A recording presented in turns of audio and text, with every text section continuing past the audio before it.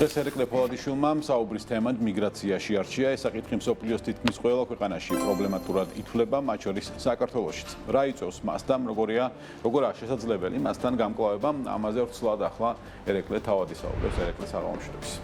საღამოშვიდობისა. მიგრაცია არის თემა, რომელზეც დღეს მსურს გესაუბროთ.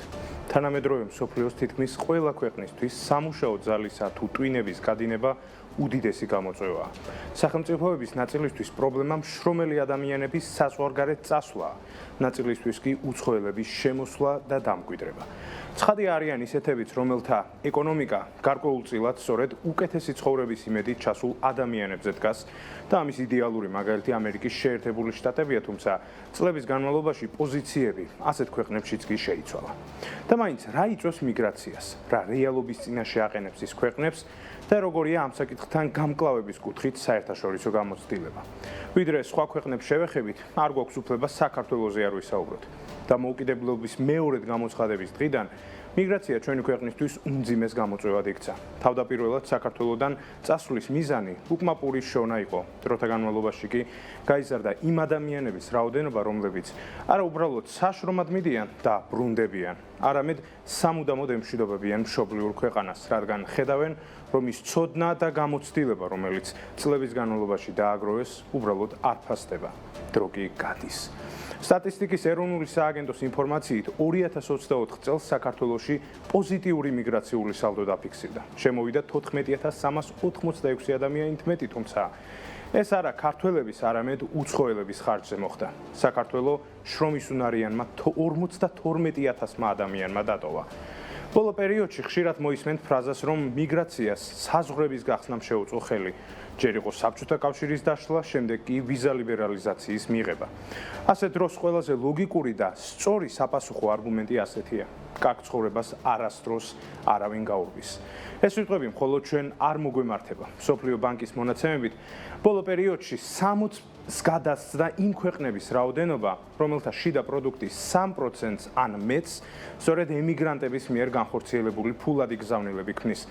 ცხადია, მათ შორისაა საქართველო, სადაც გასულ წელს 3,4 მილიარდი დოლარი გადმოირიცხა და მშპ-ს 12% შეადგინა. და მაინც რა იწვევს ასეთ მძიმე შედეგს? ეკონომიკური თვალსაზრისით მიგრაციას დაბალი ანაზღაურება, ცოდნის შესაფერისი სამუშაო ადგილების სიმწირე, სუსტი სახელმწიფო ინსტიტუტები და პერსპექტივის არარსებობა განაპირობებს. ადამიანმა შეიძლება ერთ პოზიციაზე წლები იმუშაოს და თვიდან თვემდე თავის რჩენის გარდა ვერაფერი შეძლოს.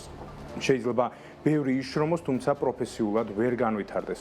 შეიძლება დამსაქმებელმა დაარღვიოს მისი შრომითი უფლება, თუმცა გასაჩივრებას აზრი არ ჰქონდეს.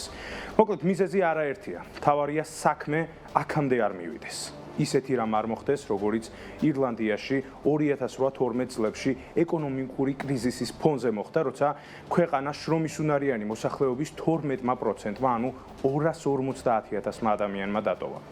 პრობლემებზე ამდენი საუბრის შემდეგ ლოგიკურად ჩდება კითხვა, რა უნდა გაკეთდეს, რომ ეს მოცემულობა შეიცვალოს, მიგრაცია შენელდეს და მოსახლეობა დაბრუნდეს. ამის კარგი მაგალითი თავად ირლანდიაა. ევროკავშირის წევრი სახელმწიფო, რომელმაც სულ რაღაც 5-7 წელიწადში იმ მასშტაბს მიაღწია, როცა ყოველწლიურად სამშობლოში 30,000-ზე მეტი ემიგრანტი ბრუნდებოდა.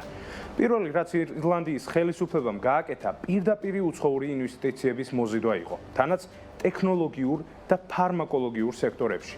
ქვეყანაში ფული დააბანდეს ისეთმა გიგანტებმა, როგორებიც Apple, Google და Pfizer არიან. მათ 10,000-ობით ახალი სამუშაო ადგილი გააჩინეს. ადგილები, რომლებიც მაღალკვალიფიციური განათლებისა და ცოდნის მქონე ირლანდიელებმა შეავსეს. ამასთან ირლანდიის მთავრობამ კორპორაციული სექტორისთვის გადასახადები დაწია, რამაც ბიზნესს მეტი ფულის რეინვესტირებისა და შესაბამისად გაფართოების საშუალება მისცა. რაც მთავარია, მთავრობამ პრიორიტეტად აქცია ირლანდიელი ემიგრანტებისთვის სამუშაო ადგილების შექმნა. მოკლედ, გადაიდგა არაერთი ეკონომიკური ნაბიჯი, რათა ემიგრირებული ადამიანებისთვის ირლანდია უფრო მიმზიდველი ყოფილიყო და მთელმა ამ ცდილობამ შედეგიც გამოიღო. ასე ხდება, როცა ხელისუფლებისთვის პრიორიტეტი მიგრაციის დასრულებაა და არა თანამოქალაქეების ჩანაცვლება. მადლობა, ეს ერეკლე ფოლადიშვილი იყო.